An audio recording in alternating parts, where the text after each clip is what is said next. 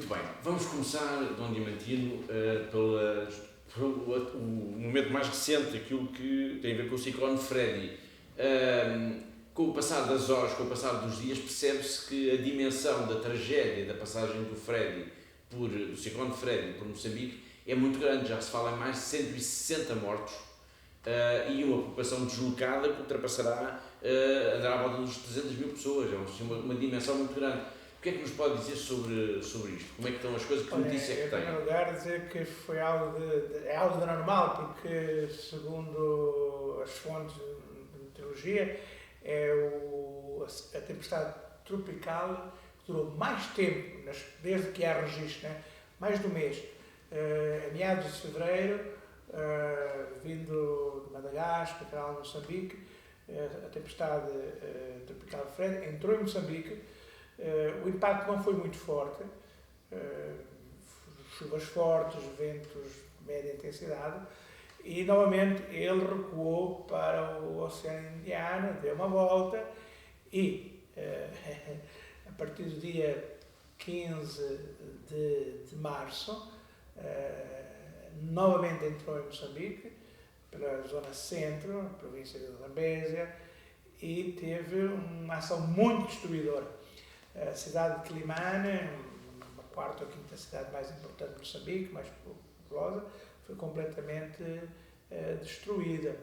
E depois a ação destruidora deste ciclone, com chuvas intensas, atingiu também o Malawi, a parte central do Malawi, de modo particular a região de Blantyre, e entrou também na província, na zona sul da província de Tete, já diocese de Tete, nos distritos de Doa, Mutarara, com chuvas muito intensas que provocaram alagamentos, inundações, e sem dúvida a situação mais dramática foi vivida no Malawi, com muitos mortos, e na província da Zambésia, com destruição material, destruição de infraestruturas muito pesadas, né? Portanto, uma situação de grande calamidade.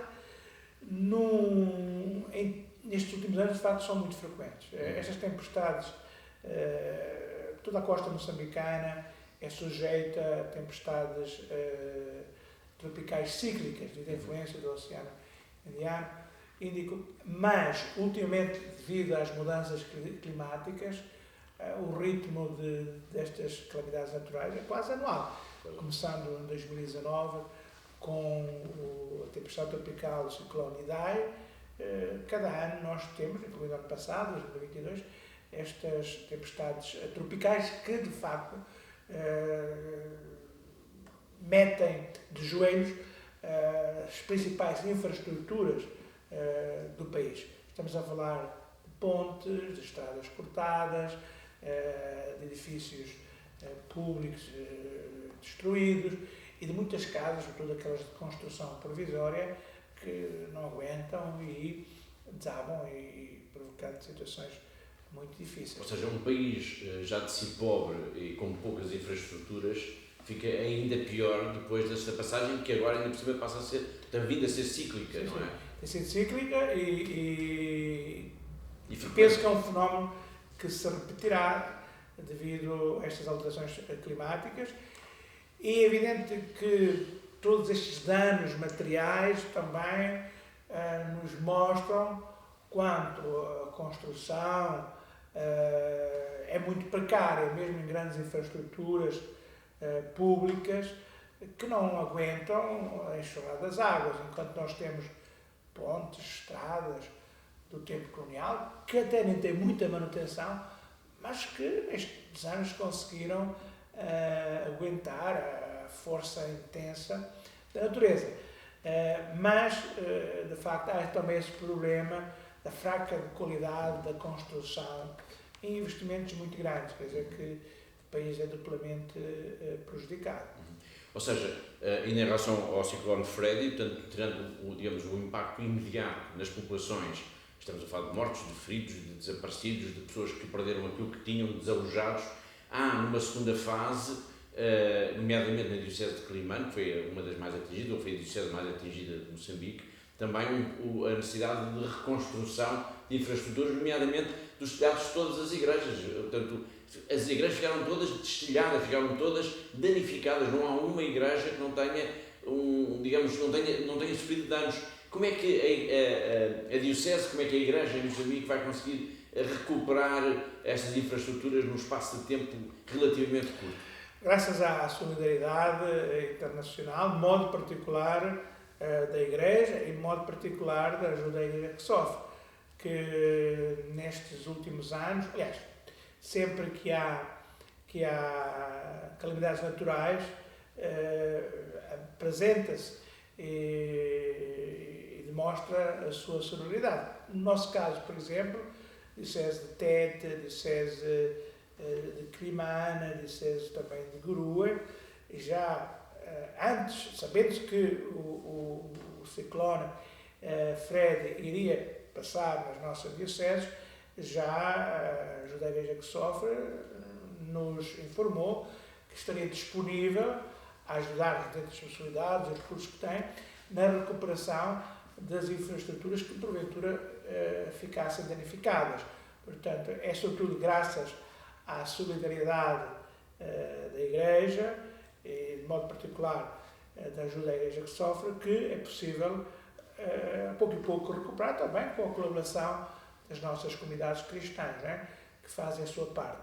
Mas, sem dúvida que é difícil e, sobretudo, aquelas dioceses que já foram atingidas com outras calamidades, novamente ter que reconstruir algo que exige recursos económicos bastante elevados, que nós não temos ou que temos que desviar de outras atividades para poder reconstruir, colocar coberturas nas igrejas, nas casas paroquiais, nas escolas, nos centros de saúde. De facto, é bastante preocupante.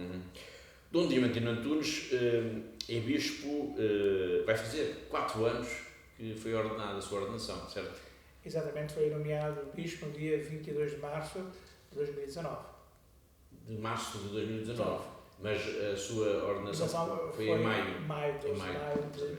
Dia 12 de maio de 2019, fui ordenado bispo de Tete e tomei posse também da Diocese de Tete, da cidade de Tete. E, por coincidência ou não, a verdade é que uma parte considerável, digamos, do seu trabalho tem estado a ver na promoção de processos de canonização que estão a decorrer na sua diocese, nomeadamente o dos catequistas de Goiúa e também o dos mártires de Chapotera.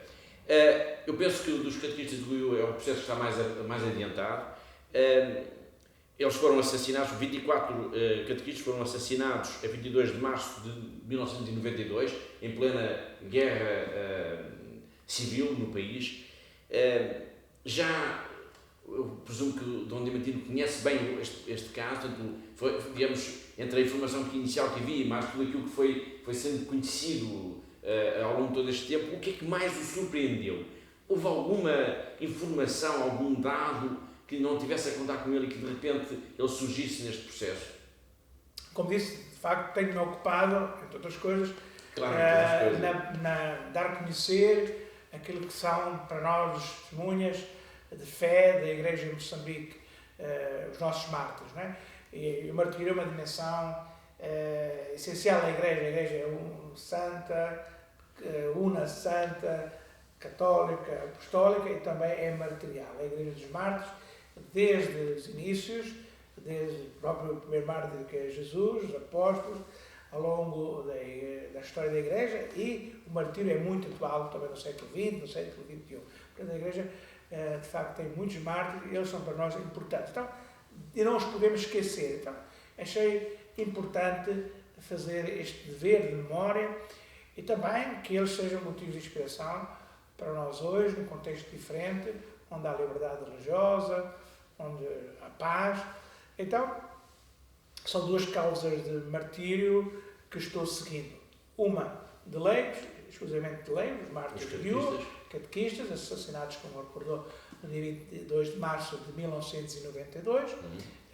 O processo iniciou em 2017, a fase diocesana, que foi concluída em 2019 e já está na fase, digamos assim, romana, já na segunda fase, junto da Congregação para a Causa dos Santos.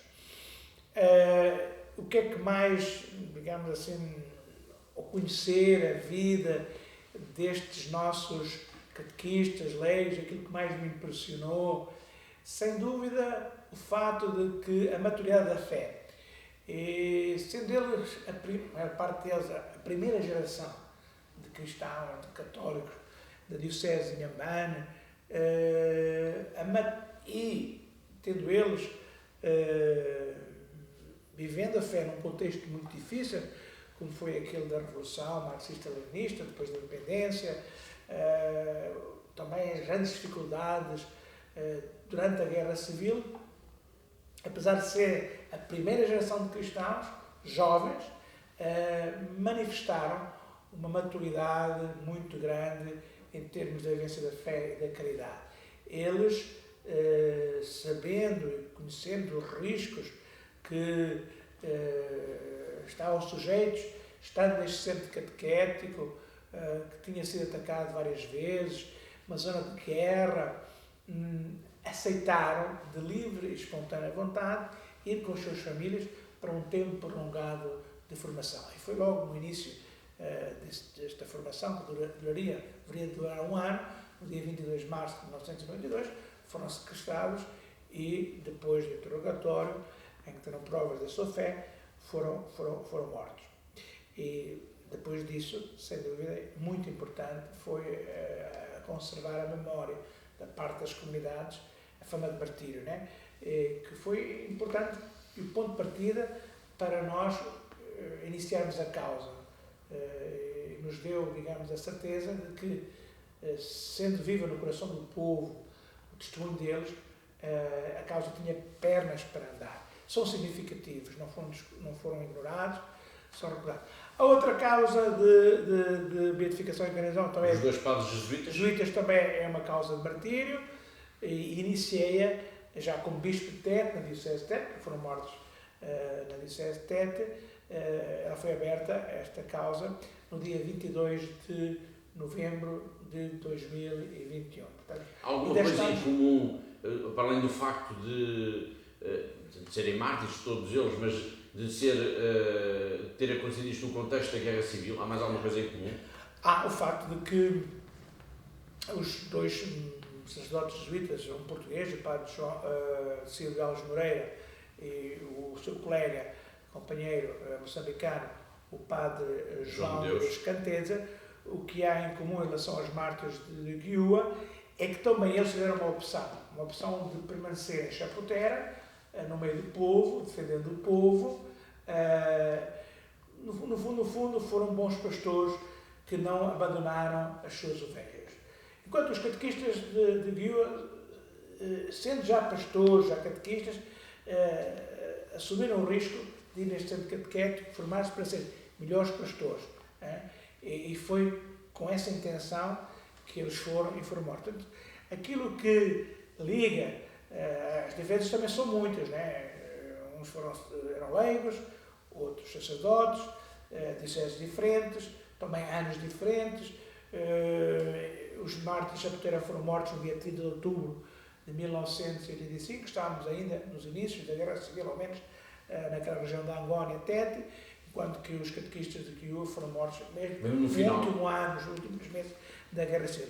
Mas une-os, sem dúvida, a paixão, a fé, a coragem e o grande amor à Igreja, de servir a Igreja, de querer, de facto, ser pastores, seja como leigos, seja como sacerdotes que forem. Também é possível olhar para estes dois casos, digamos assim, para estes dois processos e perceber que houve aqui, durante largos anos, dezenas de anos, uma atitude muito hostil por parte das autoridades, digamos assim, para com a Igreja, porque mal se dá a independência de Moçambique, a maior parte dos padres e das irmãs são expulsos do país, e portanto fica aqui uma situação de grande fragilidade que não há sequer também nenhuma atitude de proteção. Estamos a falar de pessoas, quer os padres, quer os catequistas, que que que desempenhavam um trabalho solidário junto àquelas populações. Eles eram importantes, eles não estavam ali a mais, pelo contrário, eles faziam aquilo que o Estado tantas vezes não fazia e apesar disso não foram protegidos, não é? Sim, não podemos esquecer que nos anos que seguiram à independência em Moçambique, sobretudo entre 75 e 1986, a partir de 1986, depois da morte de Samora Machel, as relações entre a Igreja e o Estado, a partir foram melhorando, mas não podemos esquecer que houve uma atitude muito hostil do regime marxista-leninista em relação à Igreja, com perseguição, com limitações muito grandes à atividade pastoral. Houve missionários, mas não só missionários, também padres diocesanos naturais de Moçambique que foram presos, alguns morreram, e de facto houve uma atitude muito agressiva em relação à Igreja. Isso manifesta em tantos modos, né? Seja na propaganda, seja também em ações concretas de limitação da atividade religiosa e de descrédito também da Igreja Católica, acusando e insistindo muito sobre a ligação entre a Igreja e o regime colonial. Foi um tempo de purificação para a Igreja, sem dúvida, muito importante, mas que em um momento de prova, que sem dúvida reforçou a identidade da Igreja Católica moçambicana, no contexto também africano, mas teve também consequências que ainda hoje estamos a viver, não é? Porque, digamos, a evangelização e toda a atividade de promoção humana da Igreja foi, digamos, muito limitada, e perdemos anos importantes, né, de consolidação da Igreja, e hoje a Igreja em Moçambique tem poucos sacerdotes, ainda as suas infraestruturas na relação com outras igrejas do continente, a sua dificuldade em automanter-se, a autossustentabilidade económica, deve-se também a anos de grande recessão e de condicionamento e dificuldades que nós vivemos, né? De um lado, ajudou a Igreja a consolidar-se, a ter uma identidade própria, mas naquilo que é a ação da Igreja e a sua presença e, sobretudo, estruturas e a nível de pessoal, nos condicionou muito. A Igreja de Moçambique, sem dúvida, poderia estar muito mais à frente se não fosse esses 15 anos de grande limitação à atividade, entrave mesmo à atividade missionária. Ainda em relação aos catequistas do Goiúa, portanto, já o processo está em Roma, digamos assim. Quando é que imagina que poderá haver novidades da conclusão deste processo? Nós temos dificuldade na preparação da posição, no sentido de que o postulador que escolhemos, de facto, está a ter dificuldades por não conhecer a língua portuguesa, também não conhecer bem a realidade onde os mártires viveram, foram mortos. Eu, como não podendo ser o postulador, porque o postulador tem que residir, o postulador é aquele que prepara toda a documentação que foi recolhida na Diocese, na fase diocesana, ele deve, digamos assim, que apresentar uma posição, uma tese na qual, com as provas documentais, os testemunhos dados pelas testemunhas interrogadas, deve provar que houve de facto martírio, ódio à fé ou uma virtude relacionada com a fé, que pode ser a justiça, e de facto ficou um pouco paralisado. Agora estamos, então o trabalho feito até agora foi aquele que eu fiz estando fora de Roma e com grandes dificuldades de acesso às fontes, porque as fontes, todo o processo foi levado para Roma. Agora vou passar em Roma, vamos tentar com um segundo postulador, a ver se conseguimos preparar a posição, de modo que no próximo ano já esteja concluída e depois a comissão, que é a Congregação para a Causa dos Santos nomear, possa dar um juízo sobre o martírio, se de facto são mártires, as provas de religião. Estes 2 ou 3 anos, todavia são processos que são lentos e que, mas sendo na causa de martírio, não havendo necessidade para a beatificação de um milagre, penso que demora menos tempo. Mas, como digo, os prazos são sempre, nunca é um processo muito rápido, 4 ou 5 anos. O processo em Roma já está há 3 anos, depois tivemos também o tempo da pandemia, que limitou muito a atividade, praticamente foi difícil trabalhar, mas eu creio que nos estamos preparando para concluir um breve prazo. E acredita que o processo que a irmã Maria de Coppi, que foi assassinada em setembro do ano passado por jihadistas do Estado Islâmico, terroristas lá, que vieram saíram fora do espaço geográfico de Cabo Delgado, acha que este processo também vai avançar ou não? Bom, depende do bispo diocesano, não é? Porque ele sempre... Mas o Alberto já disse que a partir assim, não é? E esperar o tempo, são 5 anos entre a morte e a abertura do processo. Eu penso que tem pernas para andar, não é? Porque isso é necessário também provar e que sejam os próprios perseguidores, assassinos, que declarem que as motivações que estiveram à base da morte da irmã são de natureza religiosa, portanto, ódio à fé. Eu penso que sim, porque no que diz respeito à virtude da caridade, foi uma irmã que viveu totalmente 50 anos para o povo moçambicano, totalmente dedicada ao serviço da evangelização e da promoção humana. Eu penso que sim, que pode ter grandes possibilidades de poder um dia o heroísmo, o martírio da irmã Maria Coppi ser reconhecida pela Igreja. Eu acho que seria muito bom, porque já temos uma causa de leigos, sacerdotes, uma irmã religiosa também seria muito importante, também porque nestes anos em Moçambique, sobretudo no tempo da Guerra Civil, houve também várias irmãs que foram assassinadas no desenvolvimento do seu ministério. Não deixa de também ser curioso, porque a irmã Maria de Coppi, ela já tinha 85 anos, e viveu grande parte da sua vida em Moçambique, e em algumas entrevistas que depois foram recuperadas após o seu assassinato, ela dizia que já se sentia até mais moçambicana do que italiana. E o Dom Diamantino também, ao fim destes anos todos, sente-se mais moçambicano do que português, ou não? Bom, estamos a caminho disso. Não, eu sinto-me plenamente português, plenamente moçambicano, acho que não há incompatibilidade, mas sem dúvida que a ligação àquela terra, às pessoas, nos tornam, embora na cor diferente, a origem diferente, mas nos tornam moçambicanos no coração e, sobretudo, na ação pastoral. Eu penso que essa é próprio dos missionários, esta grande ligação ao povo ao qual servem e à terra que os acolheu de modo muito fraterno. Penso que essa ligação é muito forte e é sempre motivo de grande tristeza ou uma dor grande quando, por motivos de transferência, de doença ou outros, o missionário tem que deixar, de facto, o povo ao qual ficou ligado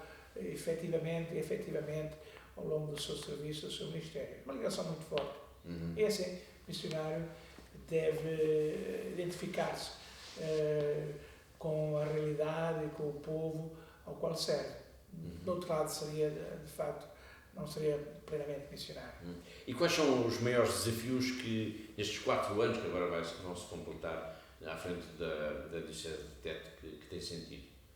Além da pandemia, que para nós não nos limitou muito, ou fomos também suficientemente criativos para poder manter viva as atividades e a nossa presença na Diocese. Os desafios maiores que eu tive, eu penso que em parte já foram ultrapassados, foi ser bispo de uma Diocese imensa, maior que Portugal, e com dificuldades de comunicação, no sentido de que o território, além de ser vasto, também é montanhoso, as estradas são poucas, muitos rios, então a dificuldade de chegar a todos. Consegui, com o esforço de visitas contínuas, posso dizer que conheço a Diocese bem, cheguei a muitos lugares onde até nenhum bispo antes chegou, porque optei por visitar não apenas os centros mais importantes, mas ir gradualmente poder chegar a todos. Essa é a dificuldade de uma diocese vasta.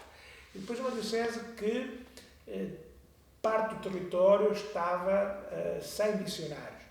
Isto devido a tantas razões, de modo particular as diferentes guerras que afetaram Moçambique e concretamente a província de Tete. Estamos a falar da guerra colonial, depois da revolução que se seguiu, da guerra civil. A diocese em si também é uma zona bastante periférica no contexto moçambicano. Nós estamos na parte mais ocidental de Moçambique, no hinterland, e de facto encontrei paróquias que há 50 anos não tinham missionários, já desde tempo colonial. Como é que ultrapassou isto? O meu esforço que eu fiz foi bater a muitas portas, muitas congregações, pedindo missionários e missionárias. Bispo de Relações Públicas. Sim, insisti e recebi muitos não, por falta de pessoal, mas graças a Deus também muitos sim. Em 4 anos eu consegui 11 congregações religiosas 11. Para trabalhar na diocese de Tete. Fantástico. E muitas delas, de facto, são novas comunidades que têm algo também de novo para dar à missão, né? O carisma e também um espírito missionário bastante característico. Então, consegui, com os missionários, padres, irmãs, também leigos, reabrir algumas missões e também abrir novas missões. A estes missionários que chegaram, também tive o dom de poder ordenar 10 sacerdotes diocesanos. Eu, quando cheguei à diocese de Tete, tinha 10 sacerdotes diocesanos. Hoje, 4 anos depois, são 22. 10 que eu ordenei já e 2 outros que foram encardinados na diocese. Um veio de uma outra diocese, outro veio de uma congregação religiosa. Portanto, neste momento eu tenho 22 sacerdotes diocesanos, 3 estão fora, 2 estão a estudar fora do país, um a trabalhar no Seminário Nacional de Teologia, no Seminário de São Pio. Então, tenho neste momento 19 sacerdotes diocesanos a trabalhar em diocese, maioritariamente jovens, e neste momento tenho 70 sacerdotes missionários, várias congregações, e 70 missionárias. Então, são estes pastores com que o bispo conta. Então, sem dúvida, a minha preocupação e desafio, ainda é hoje, é dar pastores às comunidades, às paróquias, que ficaram muitos anos privadas dele. E, ao mesmo tempo, abrir novas paróquias. Nestes 4 anos, eu abri 8 novas paróquias, uma média de 2 por ano. Seja na cidade de Tete, que é uma cidade com muita população e a crescer, e na periferia necessário abrir novas paróquias, seja desmembrando paróquias enormes, muito grandes, com muitas comunidades e criando novas paróquias. Então, é esse o esforço de dar pastores e formar pastores, porque não podemos viver apenas daquilo que nos dá. Nós temos que formar missionários, sacerdotes. Essa também é a minha prioridade. E graças a Deus temos um bom número de seminaristas nos nossos seminários, seja diocesano, na primeira fase, no ano propedêutico, pré-seminário, e também da nossa diocese, nos seminários maiores, anos bem maiores. Portanto, há boas perspectivas no futuro de termos um número de clero diocesano que, a pouco vai garantir aquelas que são as nossas necessidades. E quem sabe, no futuro, e também eu penso que é um dever nosso, de gratidão, porque não mandar sacerdotes da Diocese de Tete também em Portugal, não só para estudar, mas para poder colaborar na atividade pastoral. E mesmo que tenha poucos neste momento, já o próximo ano eu conto enviar um primeiro sacerdote para a Arquidiocese de Évora, uma colaboração com a Arquidiocese de Évora, em que o sacerdote vai, presta o seu serviço pastoral e pode também fazer uma especialização, portanto, continuar os seus estudos, que é muito importante para nós, temos sacerdotes preparados, qualificados. Então, o desafio maior, sem dúvida, é dar pastores e formar pastores. Juntamente com isso, é evidente que há todo um esforço prévio de dar as condições para os missionários, para os padres diocesanos, se poderem instalar nas paróquias. Então, as paróquias que não tinham padres, as estruturas, digamos assim, as residências, estão abandonadas, então é necessário reconstruir. Paróquia que se cria nova, é necessário também dar as infraestruturas necessárias. Aí entra também a Fundação AES. E, sem dúvida, a Fundação AES, a Igreja Ajuda que Sofre, tem sido uma grande parceira, uma grande ajuda para, eu falo para a Diocese de Tete, mas para todas as dioceses em Moçambique. E tem havido, de facto, uma colaboração muito grande e pronto, e nós procuramos, de facto, atempadamente, mostrar o trabalho feito. Recebemos, temos que realizar o trabalho e agradecer e justificar, prestar contas. Eu penso que a Diocese de Tete, dentro da Fundação, tem, digamos assim, um bom nome porque cumprimos e justamente precisa merecer aquilo que recebe. Merecer é realizar e prestar contas e agradecer. Muito bem. Não é possível falar de Moçambique, já falámos disso aqui hoje, sem falar de Cabo Delgado e da ameaça terrorista que continua presente, apesar da presença, neste caso, até de tropas de outros países em Moçambique. Acredita que vai ser possível, de uma forma, debelar esta ameaça terrorista através da presença de militares ou Moçambique vai ter que conviver mesmo com este núcleo, digamos, terrorista durante muito tempo? Então, esta insurgência começou em 2017, de uma forma, digamos, que insípida. Não pareceu uma coisa séria ou não foi levada a sério, ao menos da parte do governo moçambicano, embora a Igreja Católica, a pessoa do Bispo de Pemba, sempre alertou para o problema e pelas consequências que poderia ter no futuro. O governo despertou muito tarde para o problema, já em 2020, 2021, quando estes terroristas, estes insurgentes, já estavam presentes em grande parte do território da província de Cabo Delgado. E quando eles atacavam aldeias, quando era a população de facto indefesa, simples, que sofria, não tinha grande repercussão. A repercussão a nível nacional, internacional, aconteceu quando estes terroristas atacaram os grandes projetos em curso em Cabo Delgado, de exploração do gás, tudo em Pala. Então viu-se que de facto era algo de grave e poderia ter consequências a nível nacional e internacional. Então, justamente depois desses ataques, houve uma reação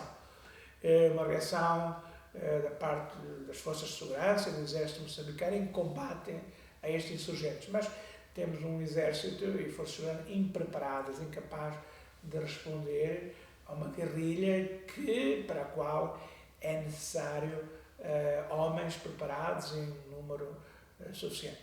Então, teve que Moçambique apelar à colaboração e ao auxílio externo. Então, criou-se uma força internacional constituída por militares da África do Sul, da África Austral, mais um contingente de Ruanda, que vieram em auxílio das tropas moçambicanas para combater o terrorismo. Mas sabemos que, de facto,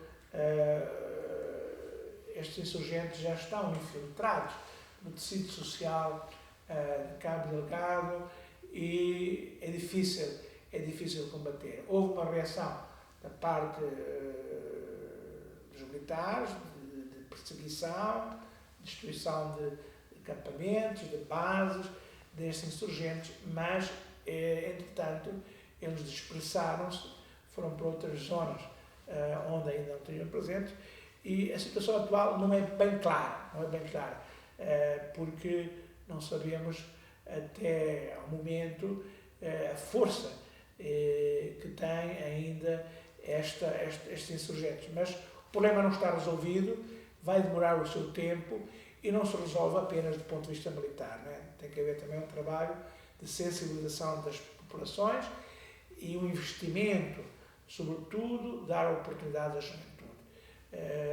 E, infelizmente, a juventude é usada por parte dos insurgentes para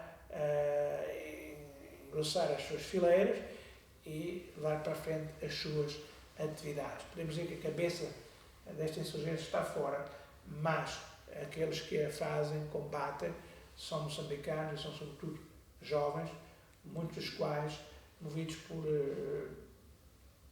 interesses económicos, né?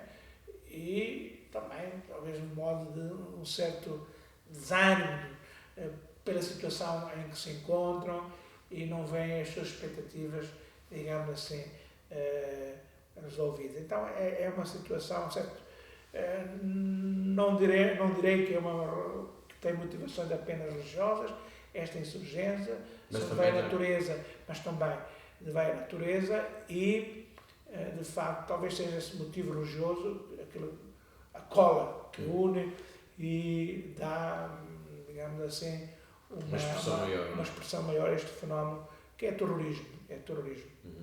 De onde é que acredita, pelo conhecimento que tem de Moçambique, que poderão entrar as armas, porque os terroristas estão munidos, muitas vezes, de algum equipamento militar, quando não é subtraído às forças de segurança de Moçambique, que vem de fora. Onde é que eles poderão passar? Serão pelo litoral, sem dúvida, que vem Médio Oriente, Golfo Pérsico, sem dúvida que a via de entrada, penso eu, é aquela marítima, não é? Porque Moçambique tem uma longa costa desprotegida e, de facto, não é fácil controlar uma costa. Agora, o problema, sem dúvida, está também nessa dificuldade do país guarnecer as suas fronteiras terrestres e marítimas, porque sabemos que esses movimentos vêm da África Oriental, portanto, do leste de África e da Somália. O problema aflige vários países, não é só Moçambique, Somália, Quénia, Tanzânia, mas, ao menos na Tanzânia, no sul da Tanzânia, para a fronteira com o norte de Moçambique, Cabo Delgado, o problema foi resolvido, no sentido de uma intervenção dura e atempada das forças militares tanzanianas, que levou também muitos a fugir e a refugiar-se em Moçambique e depois continuar as suas atividades. Como eles, os terroristas, já ultrapassaram algumas vezes as fronteiras, digamos assim, de Cabo Delgado, já vieram mais para o sul, por exemplo, teme de alguma maneira a possibilidade de haver presença também de terroristas em Tete? Não, Tete, sem dúvida, que é uma zona de passagem. Nós temos a província de Tete, tem uma longa fronteira com países vizinhos, Malawi, portanto, é possível Zâmbia, Zimbábue. E nós, aquilo que experimentamos é que há o tráfico humano, usam uma fronteira terrestre, todos os meios possíveis e imaginários para ir, sobretudo vem do Corno de África, Etiópia, Somália, para ir para a África do Sul. Portanto, Tete é um corredor de passagem. E, portanto, já foram descobertos dezenas e dezenas destes clandestinos que vêm arriscando tudo, vindo em cisternas de combustível, em contentores, debaixo de lonas que transportam milho, feijão, e morrem. Em 2000, nós, como disse César, até fomos testemunhas e ajudámos. Houve um caso muito grave, em março de 2021, quando 65 etíopes morreram asfixiados dentro de um contentor, num caminhão que transportava o contentor, portanto, um contentor, em Tete. Sobreviveram 12 e nós, como disse César, de facto, prestávamos socorro a estes 12 sobreviventes do grupo, que eram quase 80, né? Então, agora, voltando atrás, é possível que em Tete, de facto, possa haver atividades de insurgência? Eu não acredito, porque o ambiente não é favorável. não é favorável. Mas a expansão desta insurgência de Cabo Delgado para a província de Niassa, para províncias vizinhas, Nampula, de facto, aconteceu. Mas, pronto, esperamos que a atividade que está a ser feita do ponto de vista militar, mas também junto às populações, possa ajudar a debelar este fenómeno. Porque as pessoas que estão deslocadas, tiveram que abandonar as suas terras, são milhares, e procurar refúgio em Pemba ou em Nampula, e que vivem em campos de acolhimento sem condições, essas pessoas têm que voltar. Não podem ficar eternamente ali, têm que voltar às suas terras, né? Mas só voltarão quando tiverem a garantia, a certeza de que podem regressar em segurança. Enquanto houver homens armados, enquanto houver ataques, mesmo esporádicos, o sentimento de insegurança é muito grande, porque as pessoas viram situações de morte, de violência, que não querem repetir. Muito bem. Para terminar a nossa conversa, voltamos aqui à Fundação AIS, aos projetos da instituição. O Dom Diamantino costuma ter sempre expressões muito simpáticas, digamos, pelo apoio que a AIS costuma dar. Nesta altura, quais são os grandes desafios, de alguma forma, que se colocam à ajuda que possa vir da Fundação AIS para a Igreja em Moçambique? A AIS tem ajudado a Diocese Tete, como as outras dioceses em Moçambique e em África, na formação dos nossos sacerdotes, que é muito importante, porque temos muitos seminaristas e a formação, de facto, tem custos altos. Porque temos um grande número. A Diocese Tete, por exemplo, neste momento, nós, entre seminário propedêutico e seminário maior, nós temos 47 seminaristas. Então, é muito importante esse apoio à formação dos nossos futuros sacerdotes. Depois, a formação também dos nossos catequistas, leigos, e na construção de infraestruturas para poder desenvolver as nossas atividades pastorais. E falo de igrejas, capelas, seminários, residências para sacerdotes. Portanto, apoio também na aquisição de transporte. Eu digo, estas três dimensões, de facto, formação dos nossos seminaristas, infraestruturas, apoio no transporte e a mobilidade. Mobilidade nos tem ajudado muito a Fundação Igreja, ajuda a Igreja que sofre. E depois também, outro aspecto importante, para a manutenção do nosso clero, e também de alguns religiosos que não têm, digamos assim, condições económicas, é a oferta de intenções de missa para os nossos sacerdotes celebrarem os seus próprios, de modo que nós possamos dar outro magro subsídio que a Diocese oferece aos sacerdotes, também poder dar uma ajuda com missa, onde tem o mínimo essencial, dispensável, para desempenhar bem as suas atividades pastorais e dedicar-se a elas e não dedicar-se a outras atividades. Portanto, é uma ajuda importante. Seria difícil ser bispo, neste caso, de uma diocese em Moçambique, se não existisse uma instituição como a Fundação AIS? Certamente que sim. Porque não resolve e não pode resolver o problema de todas as igrejas locais. Mas é uma ajuda que é muito ligada à evangelização e à ação pastoral.